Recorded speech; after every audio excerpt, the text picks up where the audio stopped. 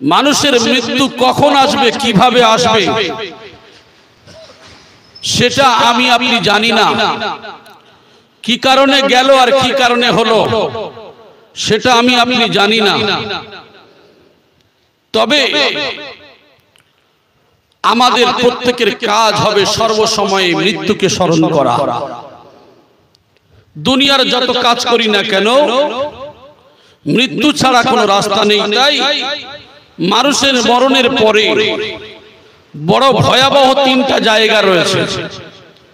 মানুষের মরণের পরে তিনটি বড় বড় ভয়ঙ্কর জায়গা রয়েছে। সেই জায়গাতে কি, যেখানে কোনো সহযোগী পাওয়া যাবে না, যেখানে কোনো সহযোগী থাকবে না, সেখানে কি হবে, মানুষ বড় অসহায় হয়ে পড়বে। দুনিয়ায় কোনো বিপদে পড়লে মানুষ সহায় হয়, মানুষ তার পাশে দাঁড়ায়। কিন্তু মরণের পরে এমন তিনটি জায়গা রয়েছে যেখানে কোনো সহযোগী পাওয়া যাবে না, কোনো সহায় পাওয়া যাবে না। সেদিন মানুষ বড় অসহায় নিরুপায় হয়ে যাবে। সেদিন যদি ভুল ধরা পড়ে, সংশোধন করার মতো আর কাউকে পাওয়া যাবে না। এছাড়াও সেদিন মানুষ অসহায় হয়ে পড়বে এবং ভাষায় কলমে তা প্রকাশ করা সম্ভব নয়। যেমন নদীর স্রোত যদি একবার চলে যায়, ওই নদীর স্রোত আর ফিরে আসে না, তেমনি মানুষের শ্বাস বন্ধ হয়ে গেলে সেই ভয়াবহ সমস্যার সমাধান সম্ভব হবে না। এই আসছে আর যাচ্ছে, শ্বাস প্রশ্বাস এ দেওয়া কার? আল্লাহ। এই সামান্য শ্বাস প্রশ্বাস বন্ধ হয়ে গেলে কি হবে? সব শেষ। তাই এই সমাধান করা সম্ভব নয়। এটা একটি ভয়াবহ স্থান হচ্ছে, এক নম্বর হলো কবর। তার এক নম্বর জায়গা হলো কবর। এ সম্পর্কে হাদিস ও কোরআনের মধ্যে অনেক নমুনা, অনেক কথা আলোচনা করা আছে। সেই তিনটি ভয়াবহ জায়গা, নম্বর এক হলো কবর, কিয়ামত, আখিরাত। এই তিনটি ভয়াবহ জায়গা রয়েছে। এ সম্পর্কে আল্লাহ পাক রব্বুল আলামিন কি বলছেন? ওয়ালাউ তারা ইযিল যালিমুনা ফি গামারাতিল মাউত, ইযিল যালিমুনা ফি গামারাতিল মাউত ওয়াল মালাইকাতু বাসিতু আইদিহিম أخرجوا أنفسكم اليوم تجزون عذاب الهون بما كنتم تقولون على الله غير الحق وكنتم عن آياته تستغفرون। হে নবী, আপনি যদি অত্যাচারীদের দেখতেন, যারা জুলুম করনে ওয়ালা অত্যাচারী, তাদের যদি দেখতেন যখন তাদের মৃত্যুর কষ্ট আসে, মৃত্যুর সময় যে কষ্ট হয়, সেই সময় যখন আসে, ফেরেশতাগণ তাদের দিকে তাকিয়ে হাত বাড়িয়ে বলেন, তোমাদের আত্মাকে বের করে দাও। ফেরেশতারা কি করেন? সামনে এসে ওই ব্যক্তিকে বলেন, মৃত্যুর সময় তোমার আত্মা, তোমার রূহকে বার করে দাও। ফেরেশতাগণ এ সময় বলেন, আজ হতে তোমাদের প্রতিফল স্বরূপ অপমানজনক শাস্তি দেওয়া হবে। আর অপমানজনক শাস্তির কারণ এটাই, তোমরা আল্লাহর প্রতি অসত্য আরোপ করেছো, তোমরা আল্লাহকে বিশ্বাস করো নাই, আল্লাহর নাফরমানি করেছো, আল্লাহর কথা শোনো নাই। শুধু তাই নয়, অহংকার করে তোমরা এই আল্লাহর আয়াত সমূহকে এড়িয়ে চলতে। আল্লাহর যে আয়াত রয়েছে, যে কোরআনের কথা, এগুলো কি করি আমরা? অনেকেই এড়িয়ে চলি। এড়িয়ে চলা বলতে কেমন? দুনিয়াতে আমরা জানি আল্লাহ যে কথাগুলো বলেছেন কোরআনের মধ্যে, এই কথাগুলি 100-র ভিতরে 70% কি 80% মানুষ আমরা শুনি না। কেমন? আল্লাহ বলেছেন, আকিমিস সালাত, নামাজ কায়েম করো। আল্লাহ বলেছেন, ইন্নাস সালাতি ওয়া নুসুকি ওয়া মাহইয়ায়া ওয়া মামাতি লিল্লাহি আলহামদুলিল্লাহি রাব্বিল আলামিন। আমরা মানব জাতিরা এই ব্যক্তি যখন মারা যাওয়ার সময় আসে, ফেরেশতারা বলে ওরে জুলুম করনেওয়ালা আত্মা, ওরে রূহ বার হয়ে আয়, তাকে ডাকা হয়। এই যে আয়াতের মধ্যে কি বোঝাতে চাইলেন? অত্যাচারীদের যারা মৃত্যুর যন্ত্রণার কথা বোঝাতে চাইলেন, মৃত্যুর সময় তাদেরকে অপমান করা হবে। স্পষ্ট করা হয়েছে মরণের পর হতেই তাদেরকে অপমানজনক শাস্তি দেওয়া হবে। আর মরণের পর হতে যে শাস্তি দেওয়া হবে তাকেই কবরের শাস্তি বলে। কবরের শাস্তি তাদের দেওয়া হবে। কবরের শাস্তি কত কঠিন সেটা আমরা যদি অনুধাবন করি বুঝতে পারবো। কারণ এ সম্পর্কে কোরআনের অন্য জায়গায় বলা হয়েছে সূরা মুমিনুনের 45-46 নম্বর আয়াতের মধ্যে বলা হয়েছে যে ফিরাউনের বংশের কথা, যারা জাহান্নামী হবে তাদের সামনে সকাল সন্ধ্যায় যদি কেউ জাহান্নামের অধিবাসী হয় জাহান্নাম দেখানো হবে, আর যদি কেউ জান্নাতি হয় তার জান্নাত দেখানো হবে। এ সম্পর্কে আল্লাহ বলছেন ফাওয়াকাহুল্লাহু সাইয়্যাতি মা মাকারু ওয়া হাqa বিআলি ফিরআউনা সুওয়াল আযাবিন নার ইউরাদুনা আলাইহা গুদুওয়ান ওয়া আসিয়া। ফিরআউন বংশীয় একজন মুমিনকে আল্লাহ ফিরআউনের কবল থেকে বাঁচালেন। অবশেষে এদেরকে আল্লাহর কঠোর শাস্তি তাদেরকে ঘিরে ধরলো এবং সকাল সন্ধ্যায় তাদের সামনে সেই শাস্তি পেশ করা হয়। যে মানুষটা জাহান্নামী তার ঘোষণা হয়ে যাবে, এই জাহান্নাম তার সকাল সন্ধ্যায় দেখানো হয় এবং কবরের শাস্তি তাদেরকে দেয়া হবে। সম্পর্কে আল্লাহ কি বলেন? সানুআযিবুহুম মাররাতাইনি সুম্মা ইউরাদ্দুনা ইলা আযাবিন আযীম। অচিরেই আমি তাদেরকে বারবার শাস্তি দেব।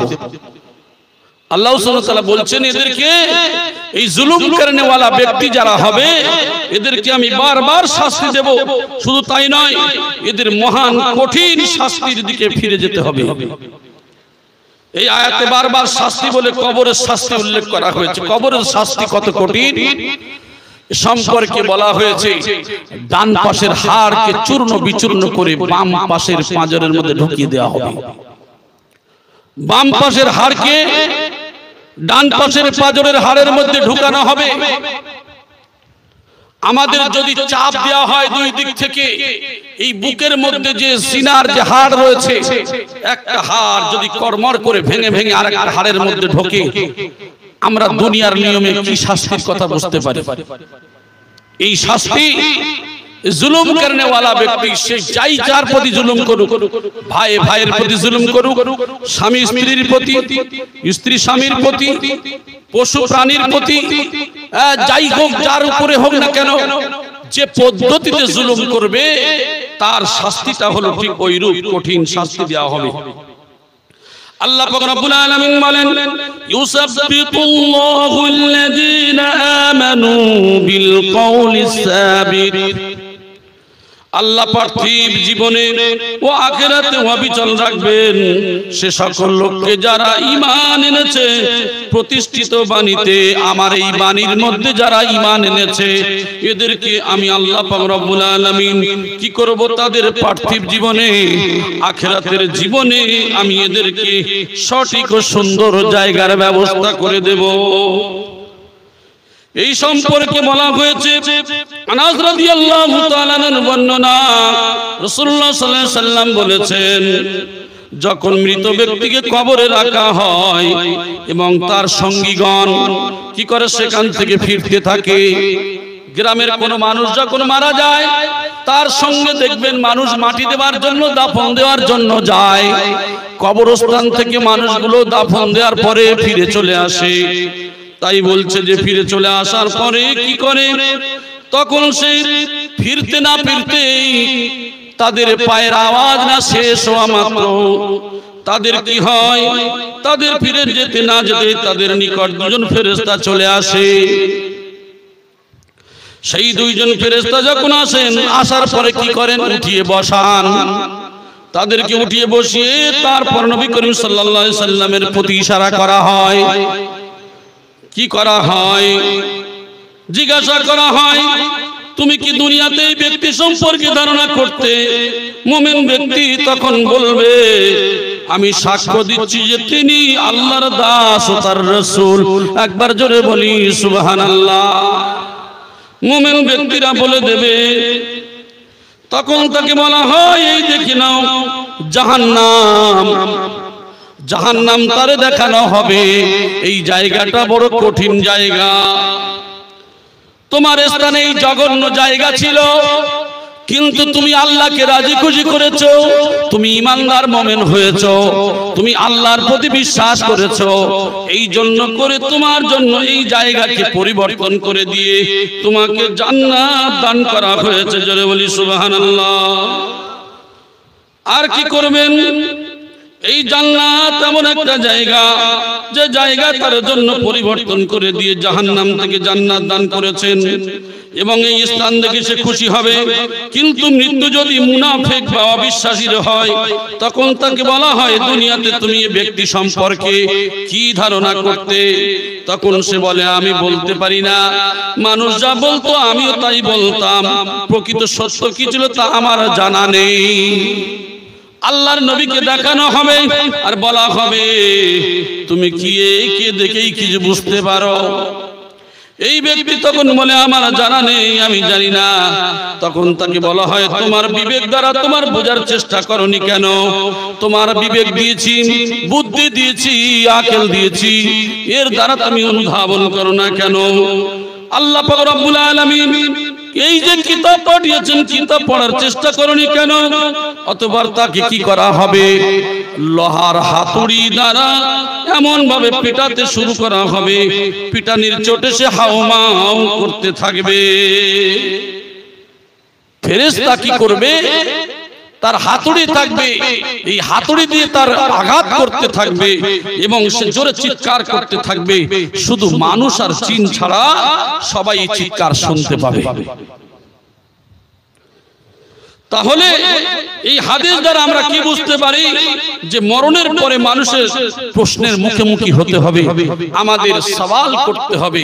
তাই বলছে কি, সুনো আয়েশা কে নানে কসরে বর পর কি আখির যাও কে মিট্টি কে অন্দর। ও বান্দা, তুমি কি জানো তুমি একদিন চলে যাবে, মারা যাবে। কবরে তোমার বন্ধু বান্ধব, আত্মীয় স্বজন, পাড়া প্রতিবেশী রেখে আসবে। সেই কবরে যখন ফেরেশতা এসে ঘাট ধরে তোমার বসাবে, ওই দিন তোমার সওয়াল করবে। ওই সওয়াল জবাব দেওয়ার জন্য তুমি কি কোনো পাথেয় সংগ্রহ করেছো? কি পাথেয় সংগ্রহ করেছো? সেই পাথেও যদি নিয়ে যেতে পারো তাহলে তুমি কামিয়াব, না হলে জাহান্নাম তার সামনে নিয়ে আসা হবে, জান্নাত দেখানো হবে। জান্নাত দেখে অনেক আশা হবে, কিন্তু তার পরিবর্তন করে তার জাহান্নাম, তার সেই হাওয়ার দিকটা খুলে দিয়ে জাহান্নামের লু ওই হাওয়া তার কবরে বইতে থাকবে। ও আমার ভাইজানেরা, মানুষ যে প্রশ্নের মুখোমুখি হবে, প্রশ্নগুলি কি হবে তা নবী করিম সাল্লাল্লাহু আলাইহি ওয়াসাল্লাম হাদিসের মধ্যে স্পষ্ট সব কিছু জানিয়ে দিয়েছেন। আমরা জানি পরীক্ষা যখন হয়, দুনিয়ার পরীক্ষা, কোনো প্রশ্ন আমাদের জানানো হয় না। পরীক্ষাতে যাওয়ার পরে প্রশ্ন আসলে সারা বছর তুমি কি পড়াশোনা করেছো তার জন্য সেখানে পরীক্ষা দিতে হয়।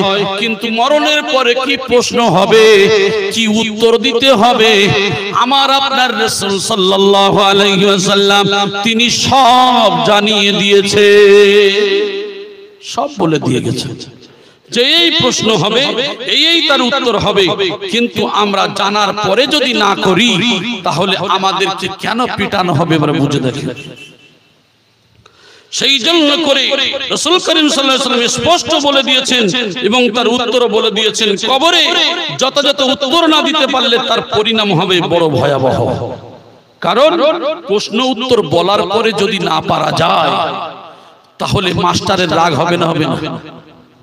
ঠিক তদ্রূপ রাসূলুল্লাহ সাল্লাল্লাহু আলাইহি ওয়াসাল্লাম হাদিসের মধ্যে সব বলে দিয়েছেন কোরআন থেকে নিয়ে। তাহলে আমরা যদি সেই প্রশ্ন উত্তর যদি না জেনে পরকালে ফের যদি বলি জানি না, তাহলে আমার আপনার কেমন শাস্তি দেওয়া হবে একটু চিন্তা করে দেখি। কবরে যথাযথ উত্তর না দিতে পারলে পরিণাম হবে বড় ভয়াবহ। হাতুড়ি দ্বারা কঠিন ভাবে পিটানো হবে, তখন সে বিকট শব্দ চিৎকার করতে থাকবে যে ফেরেশতা মারবে, ও চোখে দেখে না, ও কানে শোনে না, কথাও বলবে না। ওই হাতুড়ি যদি পাহাড়ের উপরে মারা হয়, পাহাড় চূর্ণ বিচূর্ণ হয়ে ধুলায় পরিণত হবে।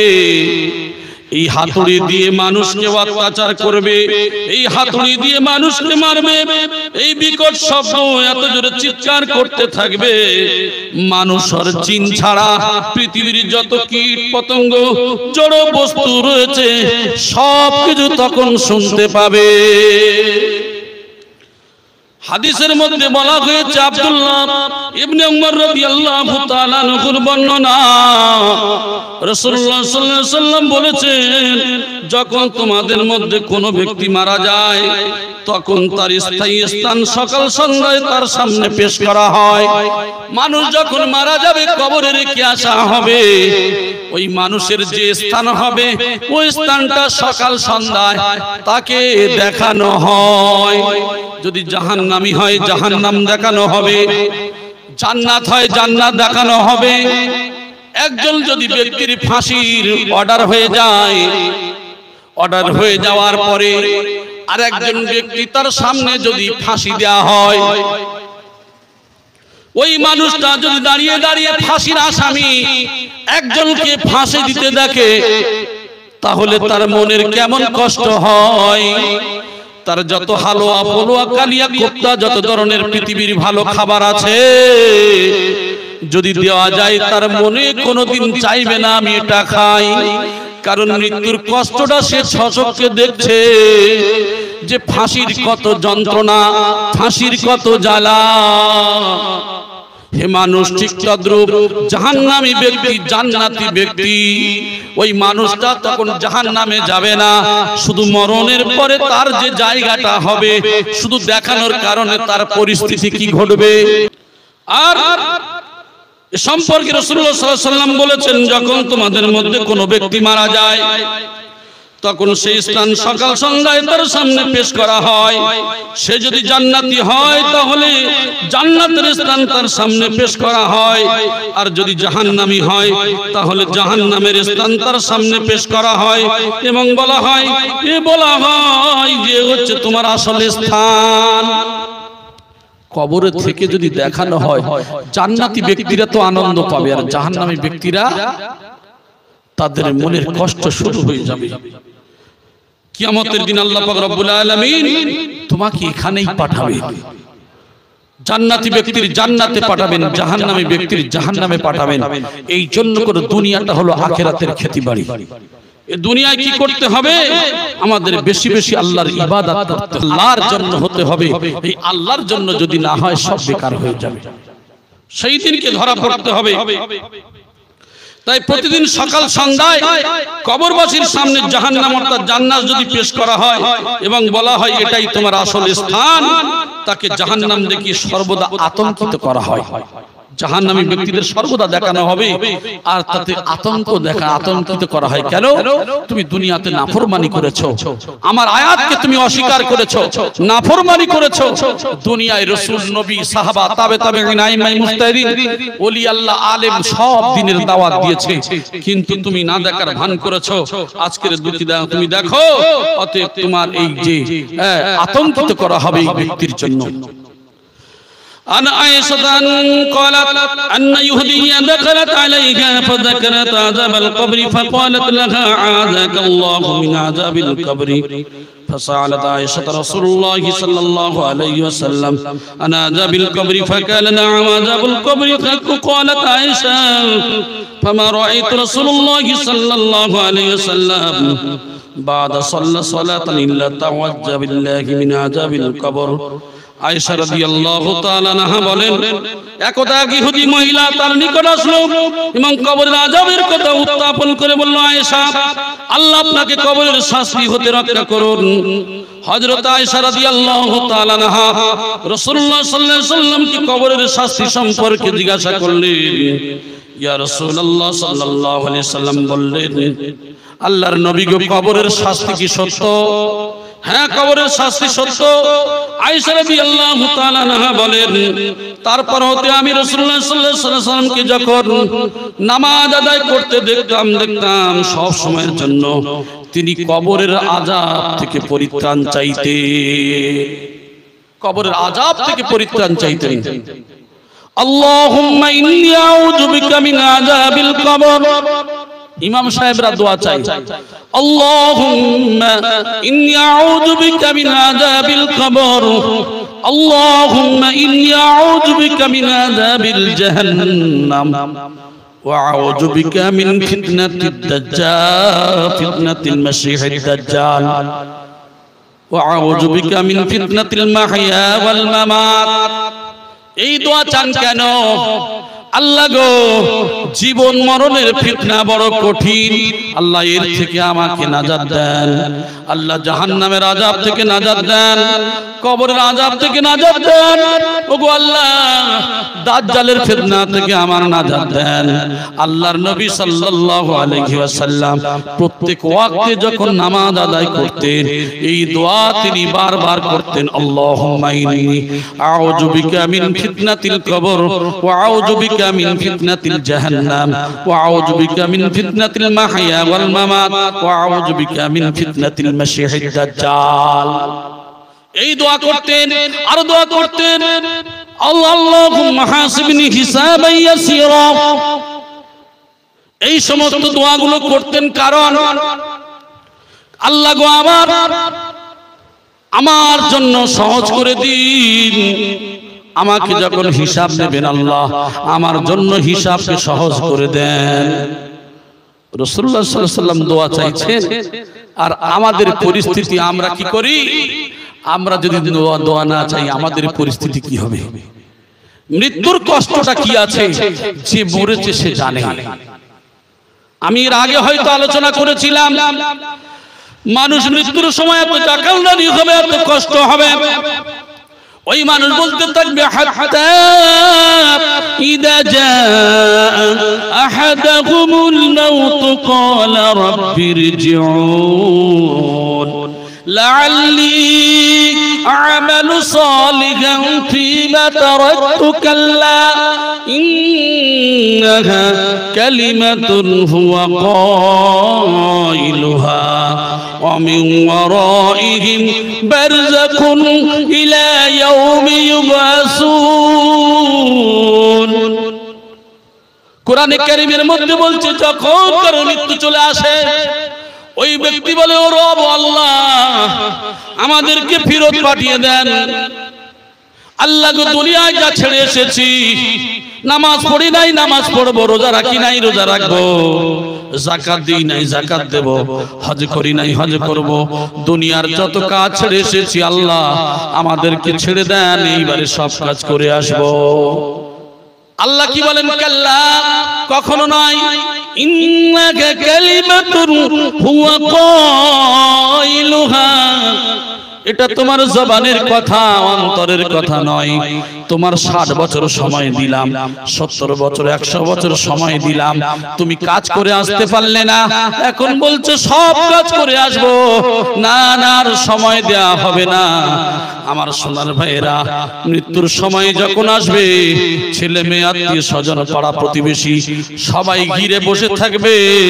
মৃত্যুর সময় যখন আসবে, আল্লাহর হুকুম হয়ে গেলে আজরাইল বা তার সহচর আমার আপনার জীবনকে লুট করে নিয়ে চলে যাবে। আমার আপনার জীবন শেষ হয়ে যাবে। মৃত্যুর হাত থেকে কেউ রেহাই দিতে পারবে না। অতএব মৃত্যু একমাত্র, জীবন মৃত্যু তার হাতে, তিনি হলেন আল্লাহ।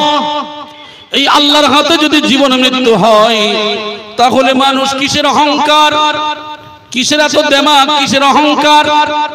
এই জন্য করে বলা হলো মানুষ আমি ওয়ারাইহিম বারযাখুন ইলা ইয়াউমি ইউবাসুন, ওই মানুষটা ওঠার পরে দেখবি বারযাখী জীবন। তাহলে আর কোনো রাস্তা পাওয়া যাবে না, কোনো ছাড় পাওয়া যাবে না। আমার সোনার ভাইয়েরা, তাই আমি আপনাদেরকে বলতে চাই, মৃত্যুর হাত থেকে রেহাই যদি না থাকে, এটা যদি আল্লাহর হাত হয়, তাহলে আমাদের কাজ হবে সেই আল্লাহর ভয় দিলের মধ্যে জাগ্রত করা। আমার সোনার ভাইয়েরা, এই জন্য করে কি করতে হবে? আল্লাহর নবী সাল্লাল্লাহু আলাইহি সাল্লাম যখন নামাজ আদায় করতেন, এই কবরের শাস্তি থেকে, এই যে তিনি আল্লাহর কাছে দোয়া চাইতেন, কবরের আযাব থেকে তিনি পানা চাইতেন। আল্লাহ, কবরের আযাব বড় কঠিন, বড় কঠিন। আল্লাহ, আযাবুল কবর থেকে আমারে বাঁচাও, জাহান্নামের আযাব থেকে বাঁচাও, জীবন মৃত্যুর ফিতনা থেকে বাঁচাও, দাজ্জালের ফিতনা থেকে বাঁচাও। হে মুমিন মুসলমান, আমাদেরও সেই কাজ করতে হবে। তাই আয়েশা রাদিয়াল্লাহু তাআলা আনহা বলেন, আমি তখন থেকে দেখলাম আল্লাহর নবী যখন সালাত আদায় করতেন, নামাজ আদায় করতেন, আর তিনি কবরের আযাব থেকে পরিত্রাণ চাইতেন। এই হাদিস থেকে বোঝা যায় চূড়ান্ত সত্য এটাই, আল্লাহর নবী সাল্লাল্লাহু আলাইহি সাল্লাম যখন নামাজ আদায় করতেন আর আযাবুল কবর থেকে তিনি যে নাজাত চাইতেন, এটা হলো মহা সত্য। যায়েদ বিন সাবিত রাদিয়াল্লাহু তাআলা এর ঘটনা, রাসূলুল্লাহ সাল্লাল্লাহু আলাইহি সাল্লাম বলেছেন, একদা নাজ্জার গোত্রে একটি বাগানের পাশ দিয়ে যাচ্ছিলেন। আল্লাহর নবী সাল্লাল্লাহু আলাইহি সাল্লাম খচ্চরের পিঠে, হঠাৎ খচ্চরটা লাফিয়ে উঠলেন। আল্লাহর নবী সাল্লাল্লাহু আলাইহি সাল্লামকে ফেলে দেওয়ার উপক্রম হয়ে গেল। দেখা গেল সেখানে ৫-৬টি কবর রয়েছে। এই কবর দেখে আল্লাহর রাসূল সাল্লাল্লাহু আলাইহি সাল্লাম জিজ্ঞাসা করলেন, এই কবরবাসীদেরকে কে চেনে? এক ব্যক্তি বলল, আমি চিনি। রাসূলুল্লাহ সাল্লাল্লাহু আলাইহি সাল্লাম বললেন, তারা কখন মারা গেছে? সে বলল, তারা মারা গেছে মুশরিক অবস্থায় মারা গেছে। নবী করিম সাল্লাল্লাহু আলাইহি সাল্লাম বললেন, নিশ্চয়ই মানুষকে তার কবরে কঠিন পরীক্ষায় ফেলা হয় এবং কঠোর শাস্তি দেওয়া হয়।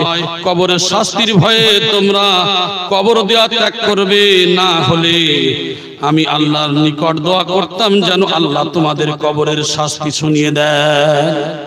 আল্লাহর নবী বলছেন, আমার সাহাবারা, আমি রাসূলুল্লাহ সাল্লাল্লাহু আলাইহি সাল্লাম এই ৫-৬টি কবর দেখতে পাচ্ছি, যারা মুশরিক অবস্থায় মারা গেছে, এদের কবরের শাস্তি এমন দেয়া হচ্ছে। আমি আল্লাহর কাছে দোয়া চাইতাম, যদি তোমরা ভয় না করতে, তাহলে আমি আল্লাহর কাছে দোয়া করতাম কবরের আযাবগুলি দেখানোর জন্য। কারণ আমি যদি তোমাদের জন্য দোয়া করি, তাহলে কি হবে? তাহলে এই শাস্তি যদি শুনতে পেতে, আল্লাহর নবী সাল্লাল্লাহু আলাইহি সাল্লাম বলেন, আমাদের মুখোমুখি হয়ে বললেন, তোমরা সকলেই জাহান্নামের আযাব হতে আল্লাহর নিকট পরিত্রাণ চাও। কারণ যদি তোমরা দেখতে, তাহলে তোমরা কেউ দাফনের ধারে কাছে তোমরা কবর দিতে যেতে না। এই শাস্তি যদি দেখানো হতো, আমি রাসূল যদি দোয়া করি, তাহলে তোমাদের যদি দেখানো হয়, তোমরা কেউ কবর দিতেও যাবে না, কবরের ধারে কাছেও যাবে না। নবী করিম সাল্লাল্লাহু আলাইহি সাল্লাম কি করলেন? তাই বললেন, জাহান্নামের আযাব হতে তোমরা আল্লাহর নিকট পানা চাও। তারা সকলেই বলে উঠল, আমরা জাহান্নামের আযাব হতে আল্লাহর নিকট পরিত্রাণ চাই। নবী করিম সাল্লাল্লাহু আলাইহি সাল্লাম বললেন, তোমরা সকলেই কবরের আযাব হতে আল্লাহর নিকট পরিত্রাণ চাও। তারা সকলেই বলল, আমরা শাস্তি হতে আল্লাহর নিকট পরিত্রাণ চাচ্ছি। নবী করিম সাল্লাল্লাহু আলাইহি সাল্লাম বললেন, তোমরা সমস্ত গোপন ও প্রকাশ্য ফিতনা হতে আল্লাহর নিকট পানা চাও। তারা বলল, আমরা গোপন ও প্রকাশ্য ফিতনা থেকে আমরা আশ্রয় চাচ্ছি। নবী করিম সাল্লাল্লাহু আলাইহি সাল্লাম বললেন, তোমরা দাজ্জালের ফিতনা থেকে আল্লাহর নিকট পরিত্রাণ চাও। তারা বলল, আল্লাহর নিকট আমরা দাজ্জালের ফিতনা থেকে পরিত্রাণ চাচ্ছি। মানুষ কবরে এমন ভয়াবহ শাস্তির সম্মুখীন হবে যা মানুষকে শোনানো সম্ভব নয়। মানুষ কবরের শাস্তি শুনতে পেলে বেঁচে থাকতে পারবে না এবং কাউকে দাফনও দিতে যাবে না। আমাদের সাবধান সতর্ক করে বলেছেন, তোমরা সর্বদা কবরের শাস্তি হতে আল্লাহর কাছে পানা চাও। কবরের শাস্তি বড় কঠিন, কবরের শাস্তি বড় কঠিন। আল্লাহর নবী সাল্লাল্লাহু আলাইহি সাল্লাম তিনি দোয়া চেয়েছেন। কেন চেয়েছেন? যে আমি রাসূল দেখছি, আমার চোখকে দেখানো হচ্ছে এই কবরের আযাবগুলো। আমি আল্লাহর কাছে দোয়া করে যদি তোমাদের দেখানোর সুযোগ করতাম, কবরের আযাব যদি তোমরা স্বচক্ষে দেখতে, তাহলে কি করতে? তোমরা কবরের ধারে কাছেও দাফন দিতে যেতে না। তাহলে রাসূল যদি এই কথা বলেন, তাহলে কবরের আযাবটা কত কঠিন, কবরের আযাব কত কঠিন অনুভব করব, অনুধাবন করব। রাসূল বলেছেন সে মৃত্যুর হাত থেকে আমরা পানা চাইবো। আল্লাহ পাক রব্বুল আলামিন যেন আমাদের মৃত্যুকে বেশি বেশি স্মরণ করার তৌফিক দান করেন। আমাদের বোন মারা গিয়েছেন, এছাড়াও আমরা দেখেছি আমাদের পাড়া প্রতিবেশী একের পরে এক সব দুনিয়া থেকে বিদায় নিচ্ছেন। এই গত বৃহস্পতিবার আমার একজন রিলেটেড, আমার খালু হন, তিনিও দুনিয়া থেকে বিদায় নিয়েছেন। আমার মামা ভর্তি আছেন, মারা গেছেন। মামার অসুস্থতা দেখতে গিয়ে কি হচ্ছে, খালু মারা যাচ্ছে। সুগার কি হয়েছে, সুগার আপনার বেশি হয়ে যাওয়ার পরে সুগার ফল্ট করেছে, ফল্ট করে তিনি দুনিয়া থেকে চলে গেলেন। হোমলাতে আমরা আপনারা অনেকে গিয়েছেন, সেখানে তিনি অনেক খেদমত করেছেন। তো বলার উদ্দেশ্য হলো যে মানুষের মৃত্যু কখন আসবে বলে আসে না। কাউকে দেখতে যাচ্ছে, কেউ মারা যাচ্ছে। স্বামী মারা গেছে, স্ত্রী তার ঘন্টা খানেক পরে মারা গেছে। একই দিনে কবর দুজনার, বহু শোনা যায় এমন। আমার সোনার ভাই, বলার উদ্দেশ্য হলো এটা, মৃত্যু কার কখন লিখন আছে। শুধু শ্বাস প্রশ্বাস বন্ধ হয়ে গেলে সব শেষ। তাই বৃদ্ধরা একটা কথা বলতো, ওরে মানুষ হোস না বেহুশ, দম ফুরালে ফুস। এই দম আল্লাহর দেওয়া, শ্বাস প্রশ্বাস আল্লাহর দেওয়া। শুধু একবার বন্ধ হয়ে যাবে ফুস মানে আপনি সব চলে গেলেন, শেষ হয়ে গেল। তাহলে কিসের অহংকার, কার জিনিস নিয়ে আমরা লড়ি? এই জন্য করে ফিকির করবেন, চিন্তা করবেন, বেশি বেশি মৃত্যুর স্মরণ করবেন, আল্লাহর কাছে পানা চাইবেন। তাহলে আমি আপনি কামিয়াব হতে পারবো। আল্লাহ পাক রব্বুল আলামিন যেন আমাদের সেই তৌফিক দান করেন, বলি আমিন। আন আবি হুরায়রা রাদিয়াল্লাহু তাআলা আনহু قال قال رسول الله صلى الله عليه وسلم اذا اقبر الميت। হযরত আবু হুরায়রা রাদিয়াল্লাহু তাআলা আনহু বর্ণনা, রাসূলুল্লাহ সাল্লাল্লাহু আলাইহি ওয়াসাল্লাম বলেছেন, ইযা উকবিরাল মাইয়িত, যখন মাইয়িতকে দাফন করা হয়, কবরস্থ করা হয়, আতাহু মালাকানি আসওয়াদানি ওয়ারযাকানি, তার নিকট দুইজন ফেরেশতা এসে হাজির হয়। ইউকালু লি আহাদিহিমা মুনকার ওয়াল আখারুন নাকির। দুইজন ফেরেশতার নাম হলো মুনকার আর নাকির। অতএব এই দুইজন ফেরেশতা এসে হাজির হয়।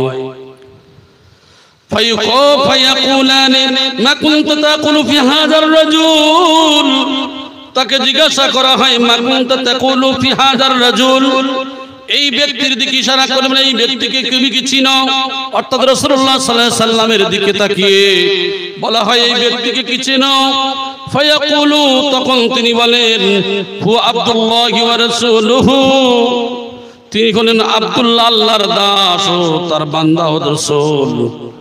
আশহাদু আল্লা ইলাহা ইল্লাল্লাহ ওয়া আন্না মুহাম্মাদান আবদুহু ওয়া রাসূলুহু, আমি সাক্ষ্য দিচ্ছি আল্লাহ ছাড়া কোনো মাবুদ নাই, আর মুহাম্মদ সাল্লাল্লাহু আলাইহি সাল্লাম তার বান্দা ও রাসূল।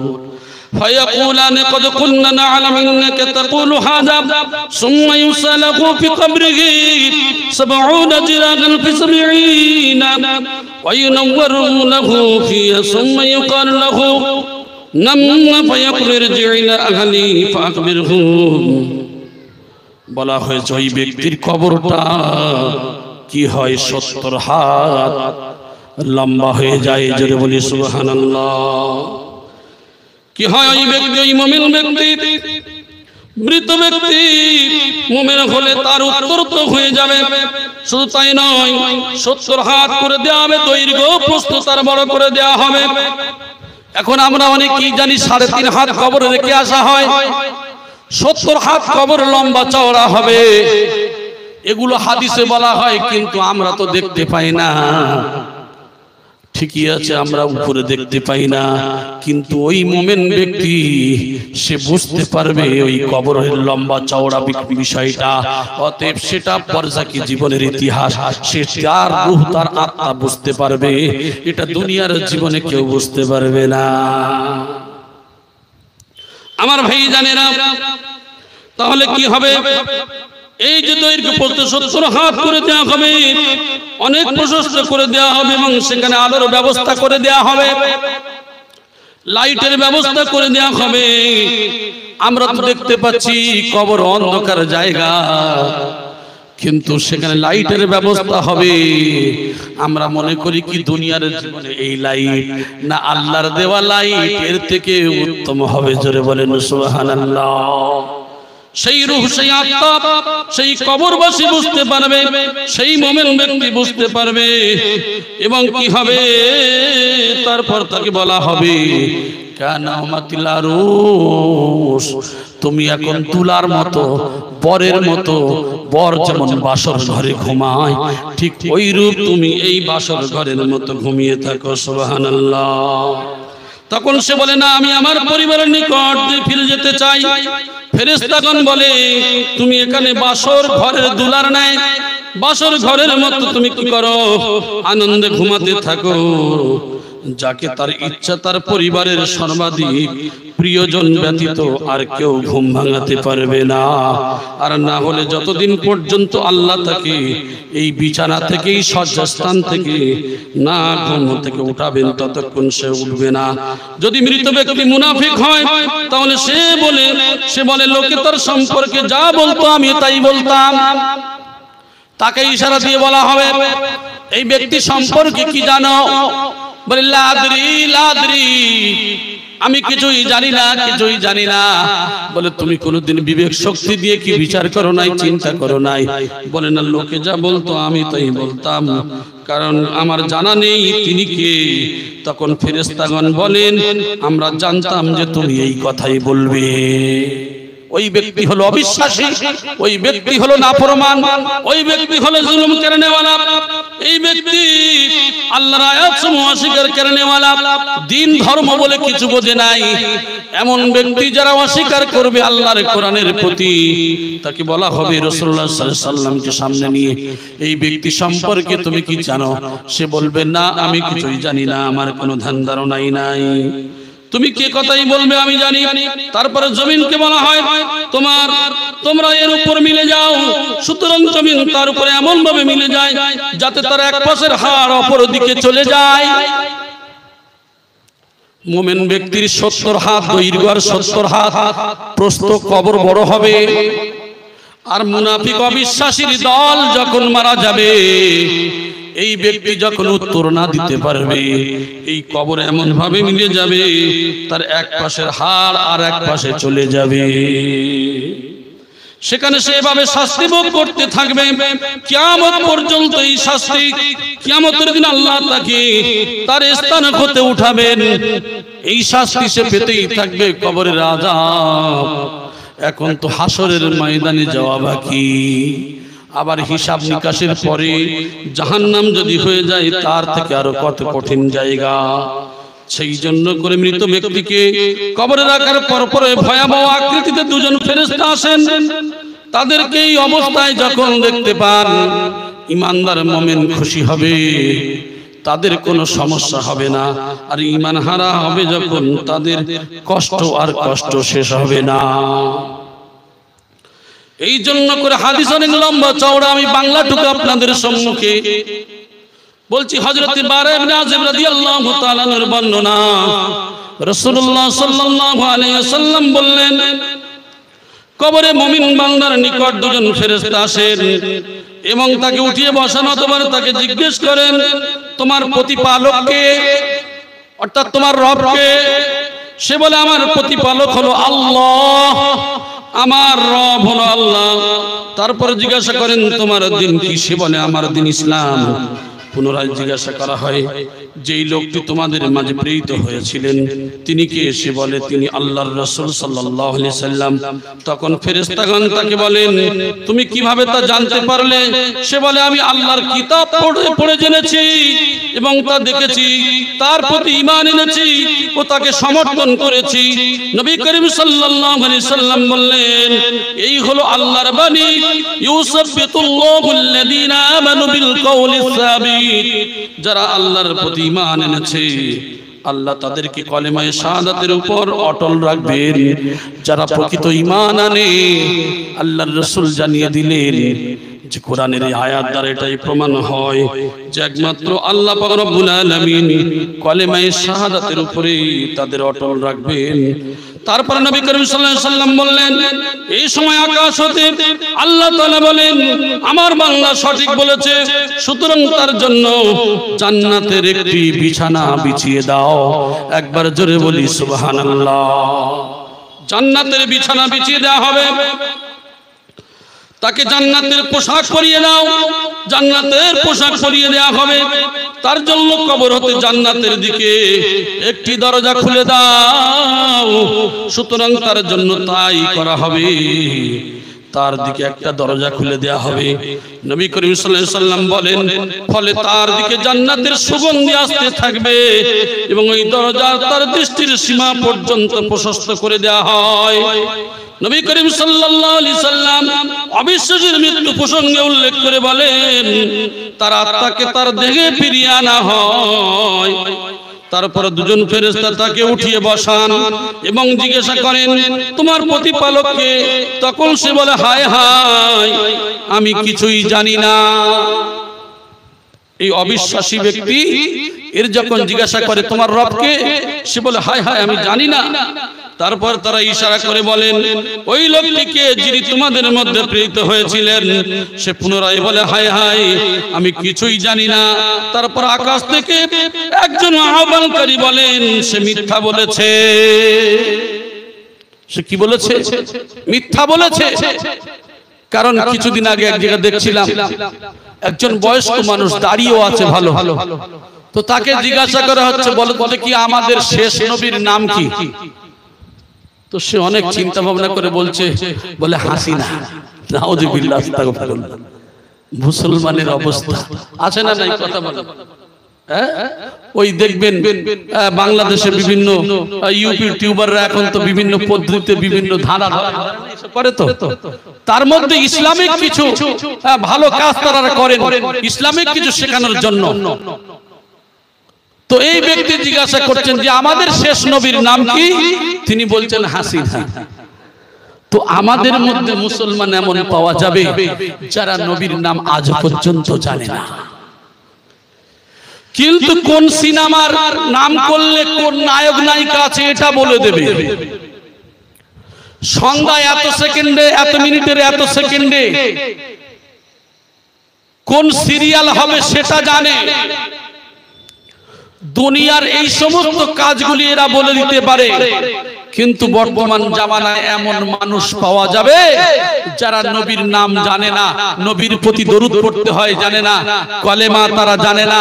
কলেমায়ে তাইয়্যিব যদি বলা যায় বলে কলেমা তাইয়্যিব আবার কি রে বাবা, কলেমায়ে শাহাদাত আবার কি জানে না। আর যদি বলা যায় সূরা ফাতিহা পড়ো তো অনেক দূরের কথা, সূরা ফাতিহা পড়ার ঠেলা দাঁত মুখ ভেঙে সব পেটের ভিতর চলে যাবে। অথচ কি মুসলমান সূরা ইখলাস, সূরা ফালাক, সূরা নাস, ছোট ছোট যে সূরা দিন বোঝে না, কোরআন বোঝে না, কিন্তু এর যখন বলবেন আমার বাড়িতে এসে 400 টাকা রোজের কাজ করবেন বলে হবে না। কি হবে না? 700 টাকা রোজ দিতে হবে না, হবে না। দুনিয়ার রোজে ভালো বোঝে, পাগল কিছু বোঝে না কিন্তু রোজে ভালো বোঝে। দুনিয়ার মাল কামানো ভালো বোঝে, কিন্তু আখিরাতের মাল যেখানে অনন্ত জীবন কামাতে হবে সেটার ব্যাপারে কিছু বোঝে না। আল্লাহ কতটা রেগে গেলেন মানুষকে জাহান্নামে দেবেন ভেবে দেখেন। এই হাদিসটা বলে আমি শেষ করে দিচ্ছি, কারণ এই ব্যক্তির কি করা হবে, এর যে সমস্যা হলো এটাই যে এর যখন রাসূলুল্লাহ সাল্লাল্লাহু আলাইহি সাল্লাম তখন এর সামনে দেখানো হবে তখন বলা হবে না আমি জানি না। তখন আহ্বানকারী বলবে সে মিথ্যা বলেছে, তার জন্য জাহান্নামের বিছানা বিছিয়ে দাও এবং তাকে জাহান্নামের পোশাক পরিয়ে দাও। তারপরে তার জাহান্নামের দিকে একটি দরজা খুলে দেওয়া হবে। তখন তার দিকে জাহান্নামের দিকে একটি দরজা খুলে দেওয়া হয়। নবী করিম সাল্লাল্লাহু আলাইহি সাল্লাম বলেন, তখন তার দিকে জাহান্নামের লু অর্থাৎ হাওয়া আসতে থাকে। এছাড়া তার প্রতি তার কবরের এত সংকীর্ণ করে দেওয়া হয় যাতে তার একদিকের পাঁজরের হাড় আর একদিকে ঢুকে যায়। অতঃপর তার জন্য একজন অন্ধ বধির ফেরেশতা তাকে নিযুক্ত করা হয়, যার সাথে একটি লোহার হাতুড়ি থাকে। যদি এই হাতুড়ি দ্বারা কোনো পাহাড়কে আঘাত করা হয় তাহলে পাহাড় ধূলিকণায় পরিণত হবে।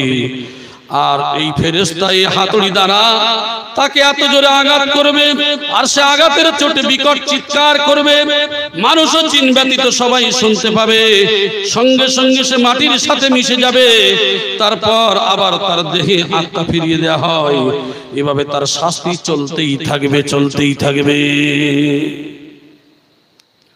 আমি আগে হাদিসটা বললাম যে তাহলে নাফরমানি করবেন, দিন বোঝেন না, ধর্ম বোঝেন না, দুনিয়া ভালো বোঝেন, মরে গেলে শুধু শ্বাস প্রশ্বাস বন্ধ হয়ে গেলে পরকালের জীবনে বুঝতে পারবেন কত কঠিন ভয়াবহ জায়গা সামনে এসে হাজির হয়েছে। দুনিয়ায় যদি কোনো মানুষকে বেঁধে দু চারটে লাঠি সঠিকভাবে মারা যায় সে কেমন চিৎকার করতে থাকে, আর যে হাতুড়ি মারা হবে পাহাড়ে, পাহাড় ধুলো হয়ে যাবে। তাহলে 5 ফুট মানুষ আমার আপনার যখন মারবে কি পরিস্থিতি ঘটবে? তো কানা অন্ধ, চোখে দেখে না, কানেও শোনে না, তাহলে এই মারবে মানে কি মায়া করে মারবে বলে মনে হয়? তার রূহ বা আত্মা আবার ফিরিয়ে দিয়ে শাস্তি দেওয়া হবে। লা ইয়ামুতু ফিহা ওয়ালা ইয়াহইয়া, না মরবে না বাঁচবে, মরবেও না বাঁচবেও না, যতই মরেন আবার বাঁচানো হবে। এইভাবে অনন্ত জীবন তার শাস্তি। তাহলে একে মরণ তো বলে না। আল্লাহ পাক রব্বুল আলামিন যেন আমাদের মৃত্যুর ভয়কে বেশি বেশি করার তৌফিক দান করেন, আর আমরা যেন আল্লাহর হুকুম মতো নবীর তরিকা অনুযায়ী চলতে পারি। আল্লাহ যেন সেই তৌফিক দান করেন, বলি আমিন। সেই জন্য করে আমরা বিনা কাজায় 5 ওয়াক্ত নামাজ, কোরআন অর্থ বুঝে পড়া, কোরআনি ওজিফা পড়া, রিজকে হালাল সাধ্যমতো তাকওয়া পরহেজগারি করা। আল্লাহ যেন আমাদের প্রত্যেকের এই কুরবানি সঠিক, যে কুরবানি শুধু নয়, পৃথিবীতে যত ভালো কাজ রয়েছে আল্লাহ এবং তার রাসূল, আল্লাহর হুকুম মতো রাসূলের তরিকা অনুযায়ী আল্লাহ যেন আমাদের প্রত্যেকের করার তৌফিক দান করেন। আল্লাহর ভয় রেখে তাকওয়াওয়ালা হয়ে আল্লাহ যেন এই জীবনটাকে পরকালে পাড়ি দেওয়ার তৌফিক দান করেন, বলি আমিন। ভাষার মধ্যে বলার মধ্যে যদি কোনো বিয়াদবি হয় আল্লাহর ওয়াস্তে ক্ষমা করবেন। ওয়া আখিরু দাওয়ানা আলহামদুলিল্লাহি রাব্বিল আলামিন। দরুদ